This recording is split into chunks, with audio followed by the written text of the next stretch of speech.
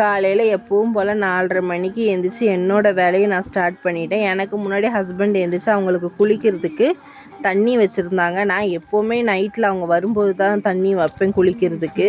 அவங்க இன்றைக்கி காலையிலே குளிச்சுட்டு கிளம்புறேன் அப்படின்னாங்க. ஏன்னா நேற்று ரொம்ப லேட் ஆகிடுச்சி, அதனால் காலையில் குளிச்சுட்டு போகிறேன் அப்படின்னு சொல்லிட்டு குளிச்சுட்டு கிளம்பிட்டாங்க வேலைக்கு. நானும் மத்தியானத்துக்கு அவங்களுக்கு லஞ்சுக்கு வந்து முட்டையும் லெமன் ரைஸும் தான் செஞ்சுருந்தேன். காலையில் பிரேக்ஃபாஸ்ட்டுக்கு தோசையும் நைட் வச்சு சாம்பாரும் கொடுத்தேன். சாப்பிட்டுட்டு கிளம்பிட்டாங்க. வெளியில் பார்த்தா கிளைமேட் நல்லா இருந்தது. இன்றைக்கி வெயில் அடிக்கும். அப்புறமா தான் துணி துவைக்கணும் கொஞ்சம் நேரத்துக்கு அப்புறம்.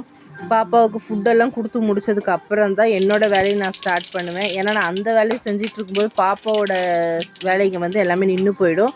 அதனால் ஃபஸ்ட்டு எப்போவுமே ப்ரிஃபரன்ஸ் நான் குழந்தைக்கு தான் கொடுப்பேன்.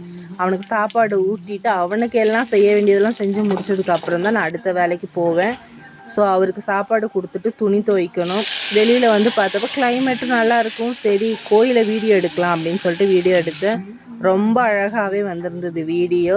ஸோ உங்களுக்குமே அந்த வீடியோவை காமிக்கலாம் அப்படின்னு சொல்லிட்டு தான் நான் போட்டிருக்கேன்.